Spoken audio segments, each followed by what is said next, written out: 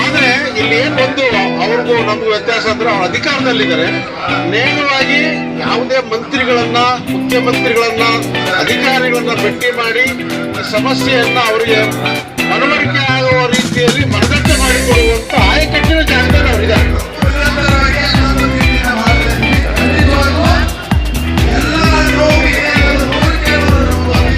1989 act ಅನ್ನ ಸಂಪೂರ್ಣವಾಗಿ ಯಥಾವತ್ತಾಗಿ ನಮ್ಮ ನಾಳತಕ್ಕಂಥ ಸರ್ಕಾರಗಳು ಜಾರಿಗೆ ತಂದಿಲ್ಲ. ಆ ಕಾಯ್ದೆಯ ಅಂಶಗಳನ್ನ ಜಾರಿಗೆ ತಂದಿಲ್ಲದ ಕಾರಣ ನಮ್ಮ ಚಳ್ಳಕೆರೆ ತಾಲೂಕಲ್ಲಿ ಕೋನಿಗಳ್ಳಿ ಮತ್ತೆ ದೊಡ್ಡಬೀರನಹಳ್ಳಿ ಗ್ರಾಮದಲ್ಲಿ ದೌರ್ಜನ್ಯ ಪ್ರಕರಣಗಳು ದಾಖಲಾಗಿತ್ತು 2014ರಲ್ಲಿ.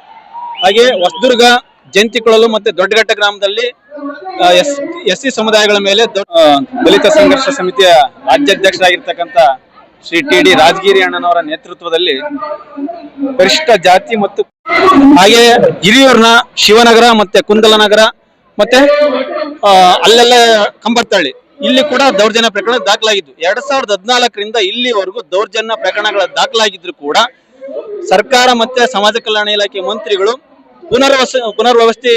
ವ್ಯವಸ್ಥೆಯನ್ನ ಕಲ್ಪಿಸಿಕೊಡೋದ್ರಲ್ಲಿ ಎಡವಿದ್ದಾರೆ.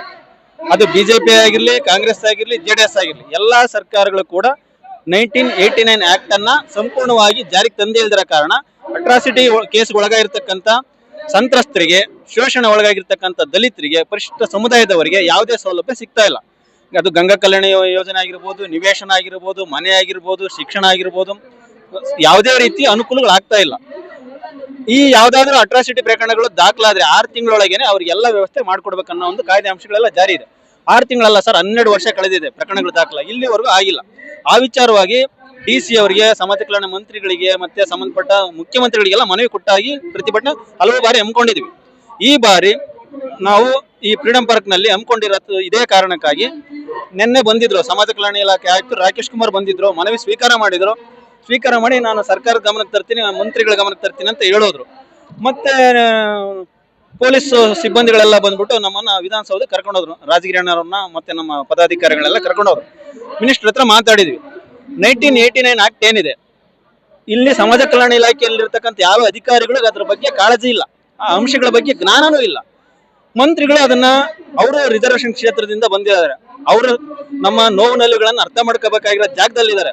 ನಮ್ಮನ್ನ ಅರ್ಥ ಮಾಡ್ಕೊಂಡ್ಲಿ ನಾವು ನೋವು ನಲಿವುಗಳನ್ನ ಸರ್ಕಾರದಿಂದ ಯಥಾವತ್ತಾಗಿ ಅಂಶಗಳ ಜಾರಿಗೆ ತಂದು ಏನ್ ಅಟ್ರಾಸಿಟಿ ಪ್ರಕರಣ ದಾಖಲಾಗಿದೆ, ಯಾವ್ದೋ ಚಳ್ಳಕೆರೆಯಲ್ಲಿ, ಹೊಸದುರ್ಗದಲ್ಲಿ, ಹಿರಿಯೂರಲ್ಲಿ, ಈ ಎಲ್ಲಾ ಗ್ರಾಮಗಳಿಗೆ ಪುನರ್ವ್ಯವಸ್ಥೆ ಕಲ್ಪಿಸಿಕೊಡುವಲ್ಲಿ ತುರ್ತು ಕ್ರಮ ಜರುಗಿಸ್ಬೇಕಂತೇಳಿ ನಾವಲ್ಲಿ ಮನವಿ ಮಾಡ್ಕೊಂಡ್ವಿ. ಅದಕ್ಕೆ ಸಂಬಂಧಪಟ್ಟಂತೆ ಇದೇ ತಿಂಗಳು 27ನೇ ತಾರೀಕು ನಂತರ ಒಂದು ವಿಶೇಷ ಸಭೆ ನಾನು ಆಯೋಜನೆ ಮಾಡ್ತೀನಿ. ಸಮಾಜ ಕಲ್ಯಾಣ ಇಲಾಖೆ ಮಂತ್ರಿ ನಾನಿರ್ತೀನಿ, ಆಯುಕ್ತರು ಇರ್ತಾರೆ, ಸಂಬಂಧಪಟ್ಟಂತ ಸರ್ಕಾರದ ಪ್ರಧಾನ ಕಾರ್ಯದರ್ಶಿಗಳಿರ್ತಾರೆ. ನಾವು ಇದು ಎಲ್ಲ ವ್ಯವಸ್ಥೆಯನ್ನು ಸರಿಪಡಿಸೋ ನಿಟ್ಟಿನಲ್ಲಿ ಕ್ರಮ ಜರುಗಿಸ್ತೀವಿ ಅಂತ ಹೇಳಿದ್ದಾರೆ.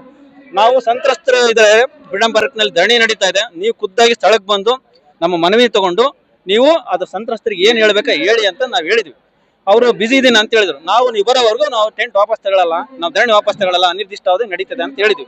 ನಮ್ಮ ಹಕ್ಕೊತ್ತಾಯ ಇಷ್ಟೇ, ಮಾನ್ಯ ಮಂತ್ರಿಗಳು, ಸಮಾಜ ಕಲ್ಯಾಣ ಇಲಾಖೆ ಮಂತ್ರಿಗಳು ಅಥವಾ ಸರ್ಕಾರದ ಮುಖ್ಯಮಂತ್ರಿಗಳು ಇಲ್ಲಿ ಬಂದು ಈ ಮನವಿಯನ್ನ ತಗೊಂಡು ನಮಗೆ ಭರವಸೆ ಕೊಡೋದ್ರ ಜೊತೆಗೆ ಕೆಲಸಗಳಾಗಬೇಕು.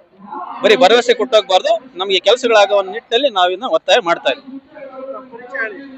ನಾನು ರಂಗಸ್ವಾಮಿ ಅಂತ, ದಲಿತ ಸಂಘರ್ಷ ಸಮಿತಿಯ ರಾಜ್ಯ ಪ್ರಧಾನ ಕಾರ್ಯದರ್ಶಿ.